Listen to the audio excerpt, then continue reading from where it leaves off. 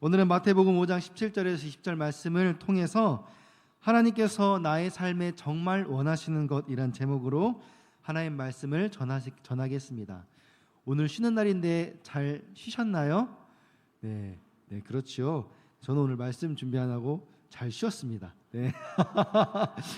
하나님은 오늘도 우리에게 말씀하십니다. 믿으십니까? 하나님이 말씀하신다는 의미가 무엇일까요?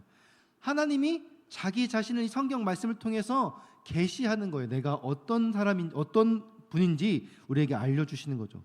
그렇다면 하나님께서 우리에게 말씀하는 이유가 무엇일까요? 첫째는 우리 인간이 선한 일을 하지 않기 때문에, 그리고 두 번째로 그 일을 하려는 의지가 없기 때문에 하나님 말씀하시는 거예요. 그래서 말씀을 통해서 하나님이 어떤 분이시고 또 무엇이 선한 일인지를 가르쳐 주시고 구체적으로 그것을 행하라고 말씀하시는 거예요. 그러면서 동시에 하나님의 말씀은 우리 인간이란 존재가 스스로 선을 행할 수 없는 연약한 존재를 드러내고, 왜 우리가 그걸 행할 수 없느냐? 우리의 욕망이 이 하나님과 멀어져 있기 때문에 우리가 욕망에 사로잡혀서 우리가 그만큼 연약하다, 우리가 그만큼 죄인이다, 우리의 이 더러움을 드러내는 것이 바로 하나님의 말씀입니다. 그래서 하나님의 말씀이 담겨있는 이 성경 말씀의 내용을 보면은 두 가지의 성격으로 나누는 것을 볼 수 있는데, 첫째는 하나님의 심판이고 두 번째는 하나님의 구원이에요. 성경 말씀을 자세히 살펴보면은 심판 아니면 구원이에요. 죄를 지었기 때문에 심판을 받아야 된다라고 말씀하시고, 죄를 지을 수밖에 없는 연약한 인간이기 때문에 하나님이 구원해 주신다라고 말씀하는 거예요. 그래서 전자는 율법이라고 설명하고 후자는 복음이라고 설명하는 거예요. 율법은 우리가 스스로 행하지 않기 때문에 너네 이렇게 살아야 돼라고 가르쳐 주는 거고, 복음은 우리가 그렇게 살음에도 불구하고 우리 스스로 그만큼 다 온전히 이룰 수 없기 때문에 내 자신을 스스로 구원할 수 없기 때문에 하나님이 대신 이루어 준 거다라고 해주신 것이 바로 복음이에요. 그렇다면 성경에서 말하는 믿음이란 게 뭘까요? 우리가 이 율법과 복음을 통해서 우리가 믿음을 가지고 천국에 가는 구원을 이루어야 되는데, 그럼 성경에서 말하는 이 믿음이 무엇이냐는 거예요. 성경을 통해서 우리에게 주신 율법과 복음을 깊이 있게 살펴보면은 둘 다 왜 주신 거예요? 우리가 연약하기 때문에 주신 거예요. 선한 일을 하지 않기 때문에, 또 할 수 없기 때문에 율법도 필요하고 복음도 필요한 것입니다. 그렇다면 성경에서 말하는 믿음, 하나님이 우리에게 주시려는 구원, 그럼 그것이 무엇일까? 율법을 잘 지키려고 애쓰고 예수님이 나를 구원해 주셨다는 이 복음을 믿으면은 그것이 바로 진짜 성경에서 말하는 믿음일까? 맞는 말이죠. 그런데 99% 맞는 말인데 1%가 뭔가 약간 부족해요. 율법과 복음을 통해서 하나님께서 우리에게 정말 말씀하고 싶은 것은 무엇이냐? 내가 할 수 없음을 인정하라는 것입니다. 인간의 본질이 선을 행하지 않기 때문에 율법을 주셨고, 그 율법을 잘 지켜서 선을 행하려고 노력해요.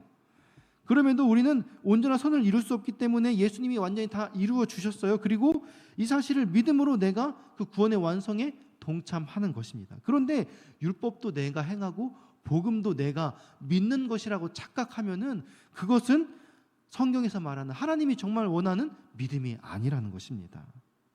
성경이 말하는 믿음은 결국 이 율법과 복음을 통해서 내가 할 수 없음을 인정하고, 이 구원의 신뢰 대상, 구원을 위해서 전적으로 필요한 대상, 그것이 바로 내가 아니라 예수 그리스도라는 것을 인정하고 그 신뢰의 대상을 나에서부터 예수 그리스도로 바꾸는 것입니다. 율법을 지키게 하는 분도 예수 그리스도, 복음을 받아들이고 믿게 하는 분도 예수 그리스도, 결국 나의 모든 의와 믿음의 시작이 예수 그리스도로부터 시작이 되어서 예수 그리스도로 완성된다는 것을 인정하는 것, 이것이 바로 정말 하나님께서 우리에게 원하시는 구원이라는 것입니다. 내가 예수 그리스도를 믿고 변화되어 선을 행하는 이 모든 과정 또한 내가 나 자신을 스스로 의롭게 만들려고 하기보다는 예수 그리스도를 통해서 하나님에 의해서 새롭게 창조되어지도록 나를 하나님께 맡기는 거예요. 그래서 구원은 나의 삶을 이 기록된 하나님의 말씀에 조율하는 것과도 같습니다. 여러분도 오늘 이 자리에 나오신 이유가 무엇입니까? 하나님의 말씀에 여러분의 삶을 조율하기 위해 나오신 것 아닙니까? 여러분 아마도 여러분 화장실에 붙어있는 혹시 이런 문구 보신 적 있나요? 올해 전도 슬로건, 기도 슬로건에서 문구들을 다 다르게 붙여놨잖아요. 거기에 기도 문구 중에 보신 분 있는지 모르겠는데 이런 문구가 있어요. 기도는 하나님을 설득하는 것이 아니라 내가 하나님께 설득당하는 것입니다. 여러분 믿으십니까? 우리가 말씀대로 살다 보면은 나도 모르게 하나님을 설득하려는 기도가 나오게 돼요. 왜 그렇습니까? 내 삶과 하나님의 말씀이 너무 다르기 때문이에요. 그러면 내가 하나님의 말씀에 맞춰야 되는데 그게 잘 안 되는 거예요. 그리고 내 욕심이 이거 너무 하고 싶은 거예요. 그러니까 하나님의 말씀을 자꾸 내 삶에 맞추려고 하는 것입니다. 어쩔 수 없는 게 우리가 바라고 기대하는 욕망이 본질적으로 하나님을 떠난 세상으로부터 온 것이기 때문에 그런 거예요. 여러분 우리 삶에 고난이 왜 일어날까요?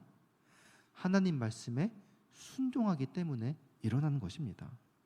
본질적으로 세상은 하나님 말씀에 벗어나 있습니다. 그리고 우리는 하나님 말씀과 정반대로 돌아가는 이 세상 속에 우리 삶을 뿌리내리고 살고 있기 때문에 우리는 어쩔 수 없이 이 세상에 맞춰 살다 보면은 하나님 말씀에 어긋나게끔 되어 있어요.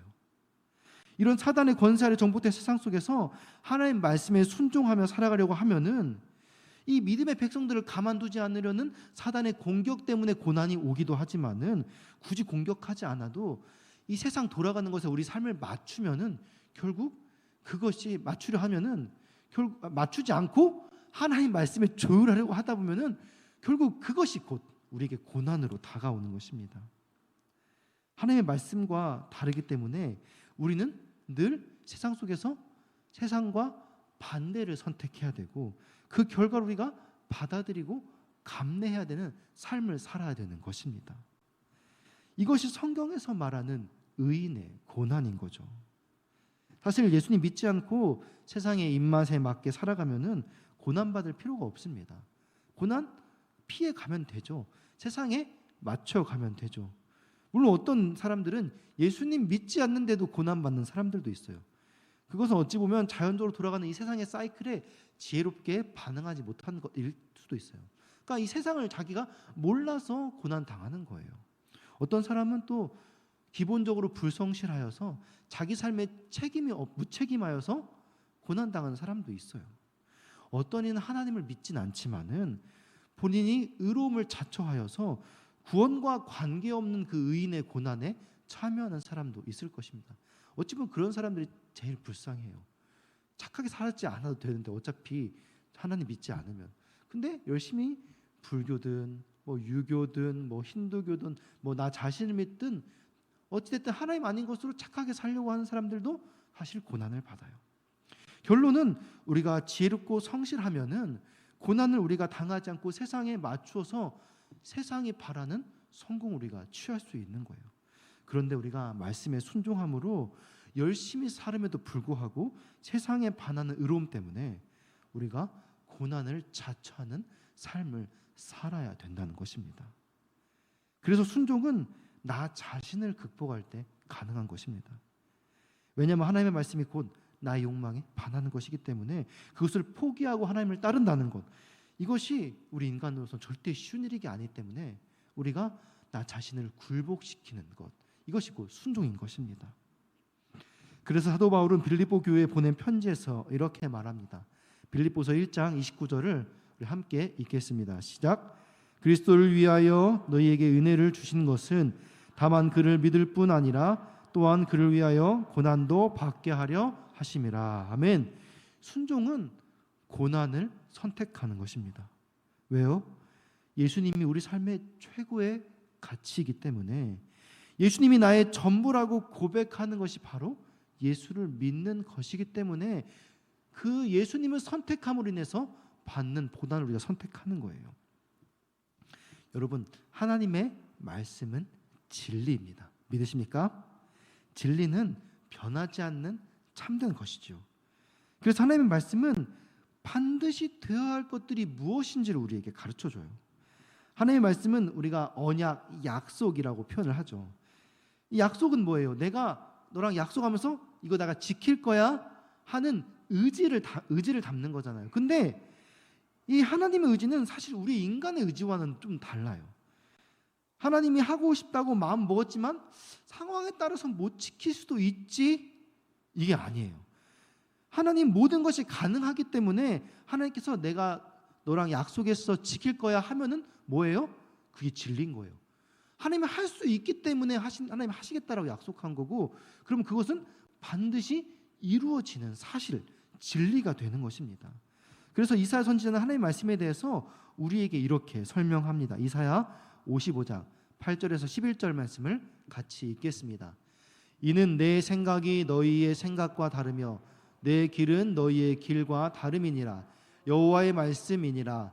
이는 하늘이 땅보다 높음같이 내 길은 너희의 길보다 높으며 내 생각은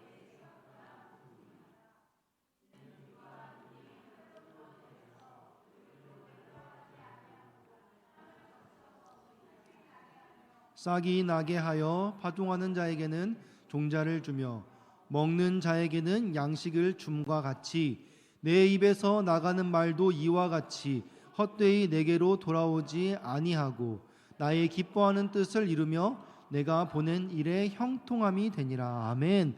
하나님의 말씀은, 하나님의 약속은 자연의 이치와 같이 반드시 성취된다라는 거예요. 그렇기 때문에 주님 우리에게 말씀하시면은 이 순종은 사실 선택이 아니라 우리에게 의무가 되는 것입니다. 그 말씀은 반드시 이루어지기 때문에 내가 순종하지 않으면은 하나님께서는 그분의 뜻을 이루기 위해서 촛대를 옮기시는 거예요. 그래서 순종은 사실 나에게 주도권이 있는 것이 아니라 전적으로 하나님께 주도권이 있다는 사실을 믿으시기 바랍니다. 그래서 우리는 하나님의 말씀을 깨닫게 되면은 비록 내 삶이 고통스러울지라도 그것이 반드시 이루어짐을 내가 믿기 때문에 그 말씀을 내 삶의 최고의 가치로 여겨서 그 말씀에 순종하는 거예요. 그래야 내 삶이 이 새로운 피조물로 변화되어서 하나님이 창조의 질서대로 보시기에 참 좋았더라 라고 칭찬받는 그런 온전한 삶, 온전한 구원이 내 삶에 이루어지는 것입니다. 여러분, 사실 말씀이 없으면 고난도 없는 거예요. 그래서 우리가 순종함으로 받는 고난은 우리에게 복인 줄 믿으시기 바랍니다. 이런 전제를 가지고 오늘 우리가 함께 읽었던 말씀을 살펴보기 원하는데요. 예수님께서 오늘 말씀 본문을 보면은 산상순을 통해서 팔복을 말씀하시고 그 다음 뭐라고 말하냐면 너희는 세상의 소금과 빛이라 라고 말씀합니다. 그리고 나서 오늘 본문 17절부터 내가 말씀을 율법을 폐하러 온 것이 아니라 율법을 완성하러 왔다라고 말씀하셔요. 그리고 너희가 이 말씀대로 행하고 가르치면 천국에서 큰 사람이 될 거다라고 말씀하시면서 덧붙여서 만약에 너희의 의가 서기관과 바리새인의 의보다 더 크지 못하면 너희들 천국에 들어가지 못할 것이다 라고 말씀합니다. 결국 이 말씀을 정리하여 얘기하면은 예수님께서 율법을 완성하러 왔어요. 이것이 곧 복음이고 구원이고 성경에서 말하는 참된 의입니다. 그런데 이것을 너희가 믿고 행하여 얻게 되는 그 의, 지금 내가 이루려고 하는 이 의, 너희가 지금 믿어야 하는 이 의는 무조건 서기관과 바리새인의 의보다 높다. 만약에 너희가 지금 가지고 있는 의, 너희들이 행하려고 하는 의, 너희가 내 앞에서 인정받으려고 하는 그 의가 이 서기관과 바리새인의 의보다 높지 못하면은 넌 절대 천국에 들어갈 수 없어. 내가 지금 이루려고 하는 의는 이것보다 훨씬 차원이 높은 의야 라고 예수님 지금 설명하고 있는 거예요. 그렇다면 우리가 정말 하나님께서 우리에게 원하시는 그 의, 하나님이 원하시는 그 삶, 그것이 무엇인지를 알려면은 그럼 서기관과 바리새인의 의가 뭐가 잘못됐는지를 먼저 깨달아야겠지요. 서기관과 바리새인이 하는 일은 좀 달랐지만은 이 생각과 신앙의 가치관이 매우 비슷했기 때문에 성경에서 항상 서기관과 바리새인을 붙여서 이야기를 해요. 이 사두개파와 반대되는 인물로 두 그룹을 묶어서 설명하거든요. 근데 서기관의 의에 대해서는 성경에 나오지 않지만 바리새인의 의에 대해서는 참 많이 나오죠. 그리고 바리새인의 의를 지적하는 예수님께서 지적하는 장면이 누가복음 18장에 등장하는데 우리 18장 11절 14절을 같이 읽겠습니다. 시작. 바리새인은 서서 따로 기도하여 이르되 하나님이여 나는 다른 사람들 곧 토색, 불의, 간음을 하는 자들과 같지 아니하고 이 세리와도 같지 아니함을 감사하나이다. 내가 너희에게 이르노니 이에 저 바리새인이 아니고 이 사람이 이롭다 하심을 받고 그의 집으로 내려갔느니라. 무릇 자기를 높이는 자는 낮아지고 자기를 낮추는 자는 높아지리라 하시니라. 아멘. 누가복음 18장은 지금 바리새인이 세리와 스스로를 비교하면서 기도하는 장면이에요. 세리는 저렇지만 나는 이렇습니다. 나는 이런 의로운 사람입니다. 라고 본인을 드러내면서 기도하는 장면이에요. 바리새인은 11조 그리고 각종 율법들을 철저히 지켰지만 그것을 자랑하면서 오히려 그렇지 못한 사람을 비난하며 기도하고 있습니다. 그런데 예수님께서 이것 때문에 그들을 뭐라고 표현하느냐? 회칠한 무덤, 외식하는 자라고 비판했습니다. 이것이 바로 오늘 우리가 좀 살펴보려고 하는 서기관과 바리새인의 의의 문제점이었습니다. 그들의 의는 겉으로만 드러나고 그 마음이 전혀 달랐다는 데 문제점이 있습니다. 특히 회칠한 무덤이라는 표현은 그들의 의가 어떠했는지를 잘 드러내고 있는데요. 우리 민수기 19장 16절을 같이 읽겠습니다. 시작. 누구든지 들에서 칼에 죽은 자나 시체나 사람의 뼈나 무덤을 만졌으면 이게 동안 부정하리니. 아멘. 이 모세 율법상 시체나 무덤을 만진 자는 7일 동안 부정하게 되었어요. 그래서 지나가다가 이 무덤이 돌로 되어 있거든요. 이스라엘은. 그러니까 그리고 원래 그 지역이 다 돌이에요. 흙 아니면 사막 아니면 이렇게 되어 있어요. 근데 이게 지금 무덤길에 모여 있으니까 잘 보이는데 그냥 가는 길에 무덤이 있으면은 잘 구분이 안 돼서 나도 모르게 치고 갈 수도 있잖아요. 밤이면 안 보여서 치고 갈 수도 있고 그러면은 무덤을 만졌기 때문에 내가 부정한 사람이 되는 거예요. 그러면은 그것을 잘 구분하기 위해서 거기다 회칠을 하얀색으로 칠하는 거예요. 그래서 거기 밟지 말라고, 거기 건들지 말라고 라고 하는 겁니다. 이렇게 하얗게 회를 칠하면 어떻게 되느냐? 낮에 빛이 되면은 빛이 반사되면서 반짝반짝 빛나면서 아름답게 보여요. 그런데 사실 그것은 뭡니까? 무덤이에요. 무덤 안에 뭐가 있습니까? 사람의 살과 뼈가 썩어가는 부패한 것들이 다 가득해 있지요. 겉으로는 반짝반짝 빛나지만 옳게 보이지만은 안에는 외식과 불법이 가득한 이 바리새인이 이런 회칠한 무덤과 같다라고 예수님께서 지금 그들의 의를 지적한 것입니다. 그들이 율법을 지키는 이유가 무엇입니까? 사람들에게 자신이 얼마나 의로운지 또 내가 천국에 들어갈 만한 합당한 자인지를 보여주려고 그렇게 율법을 지키는 거예요. 그리고 사람들이 그러므로 내가 동시에 인정받으려고 명예를 얻으려고 율법을 지키는 것입니다. 그들은 사실 이 율법 안에 이 정신이 하나님 사랑과 이웃 사랑이 그 율법 안에 있음을 알고 있었어요. 그런데 하나님 사랑도 공로를 인정받기 위해서 하나님 사랑하는 거고 또 이웃 사랑도 내 중심으로 이웃 사랑을 하는 거예요. 그러니까 선한 사마리아인 비유에서도 그 이방인이 지나가니까 그 사람은 굳이 안 구해도 되는 거예요. 율법에 이방이 구하지 말라라고 되어 있지 않은데 율법의 정신이 이웃 사랑, 하나님 사랑이 정말 이 모든 사람들에게 이루어진 것인데 자기네들끼리 내 중심으로 그걸 모든 걸 해석하는 거예요. 사랑의 우선순위가 그들 자신이었기 때문에 율법을 해석할 때 이방인들은 항상 배제가 되었습니다. 우리 요나서에서 보면은 심지어 하나님께서 요나에게 내가 니느웨 구원하고 싶다. 저들 너무 불쌍하다. 그 말인즉슨 뭐예요? 하나님의 구원, 하나님의 뜻이 그 이방인들이고 있다는 것을 요나에게 알려주셨어요. 그리고 이미 요나도 알고 있었어요. 근데 요나가 그냥 저들을 구원 안 받았으면 좋겠어요. 원수 나라이기 때문에 그냥 도망가는 거잖아요. 그렇게 하나님의 뜻을 거절하는 것이잖아요. 그들은 하나님의 마음을 이미 알고 있었음에도 늘 나 자신, 우리 유대인이 먼저였기 때문에 그들의 의가 온전할 수 없었다는 것입니다.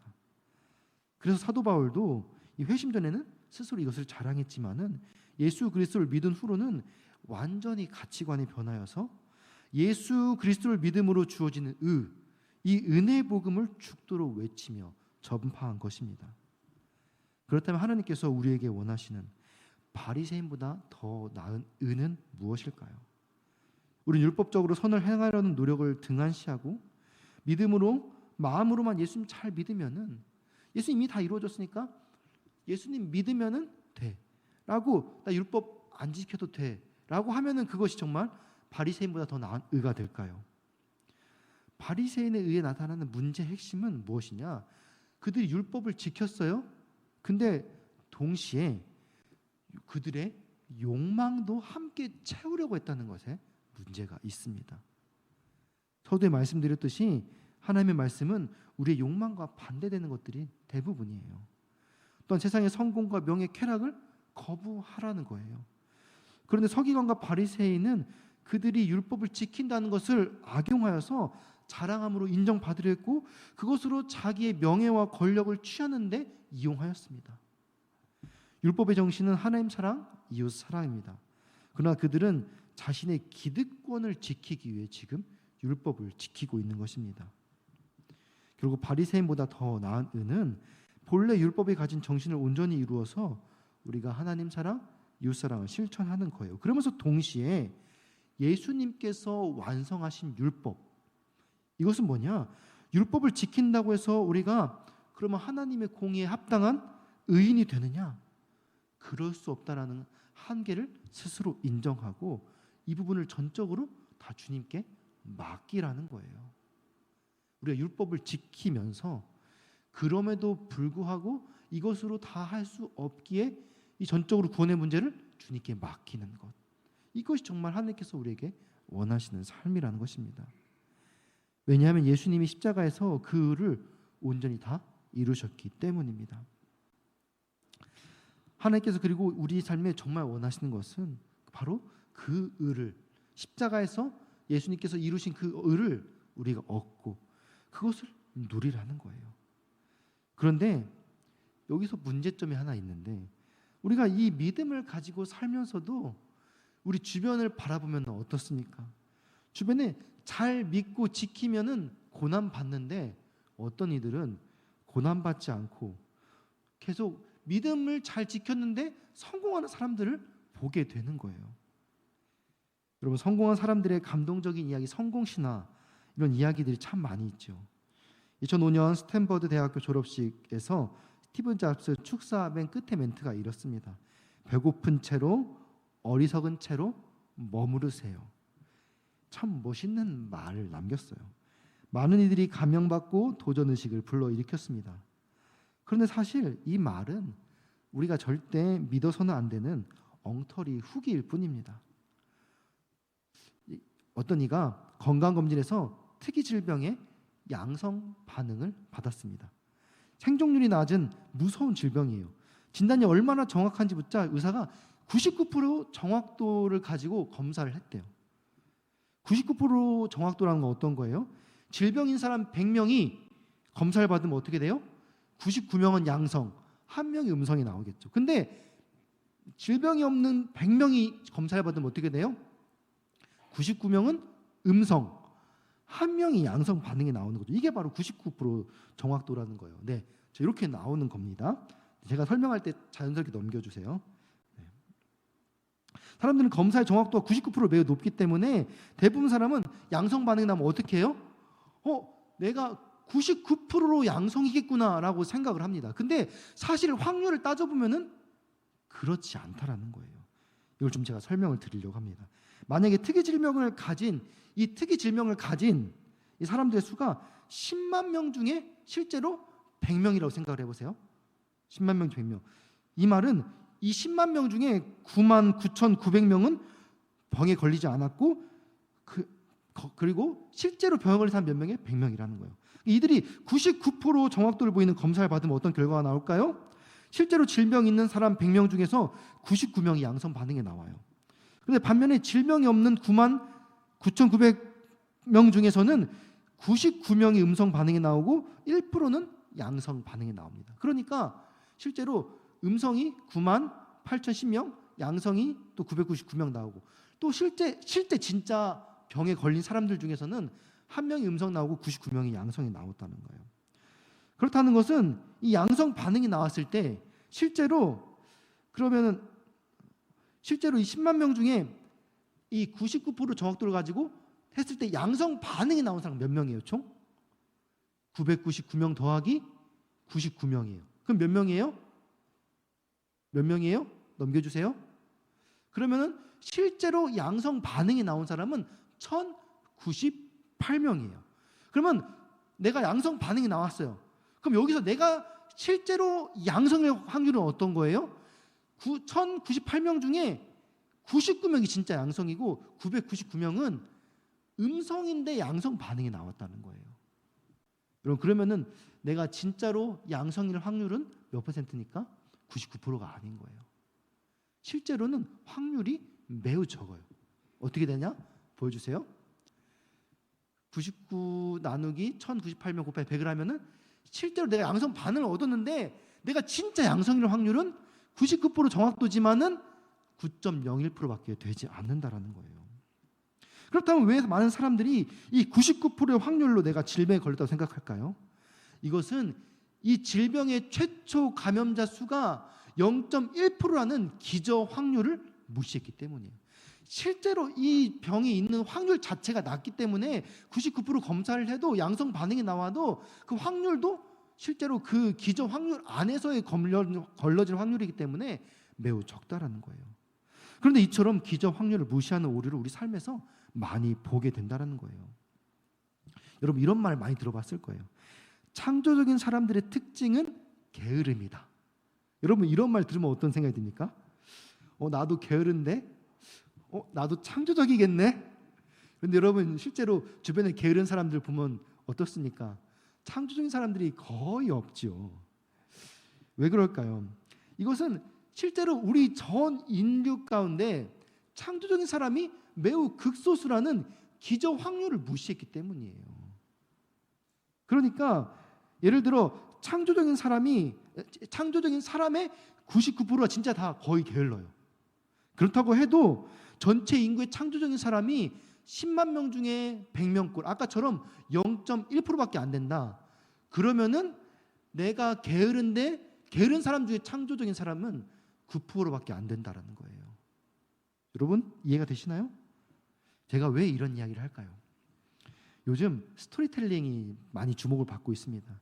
스토리는 번뜩이는 영감과 통찰을 주고 우리 삶을 좀 따뜻하게 보듬어 주면서 위로해주고 풍요롭게 하는 그런 힘이 있어요. 그래서 스토리텔링을 많이 이용하고 있습니다. 그런데 사람들이 정말 중요시하고 주목하는 그런 스토리는 무엇이냐? 성공한 사람들의 에피소드, 병을 고친 자들의 간증, 부자가 된 비법들, 이런 스토리에 우리는 주목합니다. 그런데 이런 스토리들은 이미 성공한 사람들이 모든 것을 자기중심적으로 해석해서 자신의 경험이 모든 상황에서 가능하다고 믿으면서 말하는 근거 없이 던지는 허무맹랑한 이야기들 뿐입니다. 그들은 이 사실 복잡한 세상에 통계적 진실을 보지 않고 자기 확신에 사로잡혀서 자신감 하나 밀어붙이면서 나처럼 하면 된다고, 왜 안 되냐고, 나 해봤는데 된다고, 그거는 너나 되는 거고 대부분은 안 되는 게 현실이라는 거예요. 그래서 그런 사람들 요즘 말로 뭐라고 해요? 꼰대, 라떼는이라고 은유적으로 표현을 하죠. 그땐 됐겠죠. 근데 요즘 우리 청년들의 현실이 어떻습니까? 그렇지 못한 현실은 바라보지 못하고 다 돼, 왜 안 돼? 라고 말하는 것은 너무 무책임한 말이라는 것입니다. 아까 제가 서두에 말했던 것처럼 스티브 잡스가 배고픈 채로 어리석은 채로 머무르세요. 참 멋있는 말이에요. 혁신을 위해서라면 과감하게 배고프더라도 위험을 감수하고 남들이 어리석다라고 손가락질해도 우직하게 자기의 길을 걸어가라. 얼마나 멋있는 말입니까? 세계에서 가장 좋은 대학 중에 하나인 스탠퍼드 대학 졸업생들에게는 꼭 필요한 조언입니다. 그러나 우리 모두가 꼭 그렇게 해야 되는 것은 아닙니다.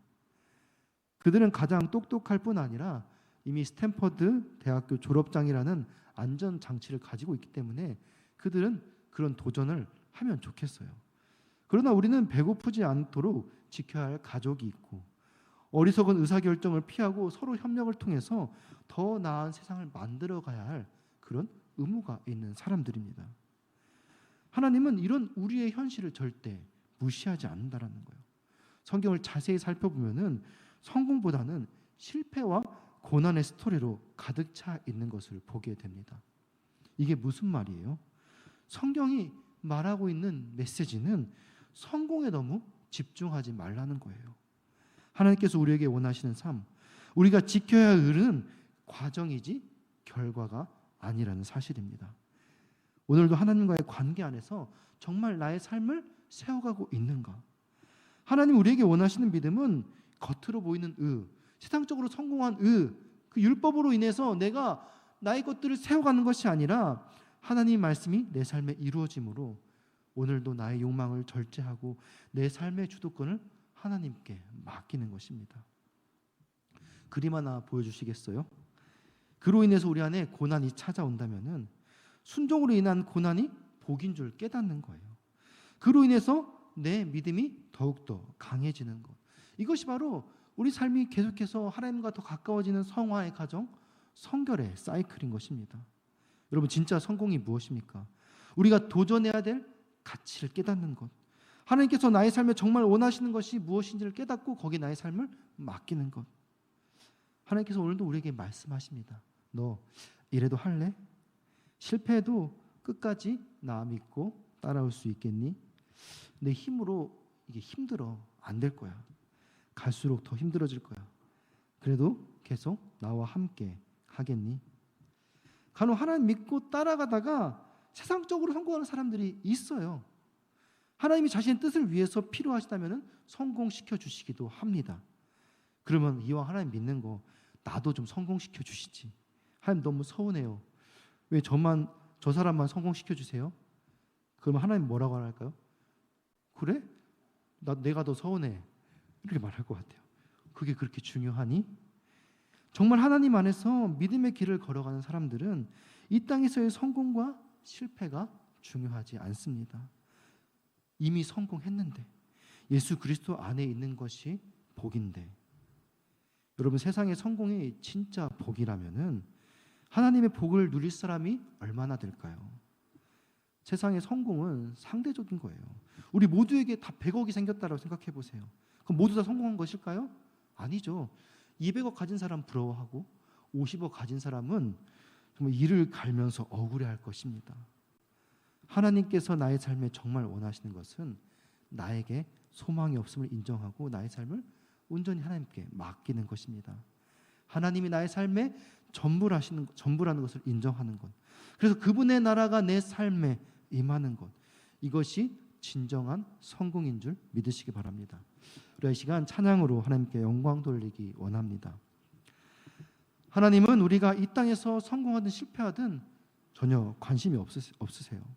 그냥 우리를 바라보는 것만으로도 너는 참 귀하고 아름답고 소중하구나. 너는 아름다운 내 자녀야 라면서 우리를 어루만져 주십니다.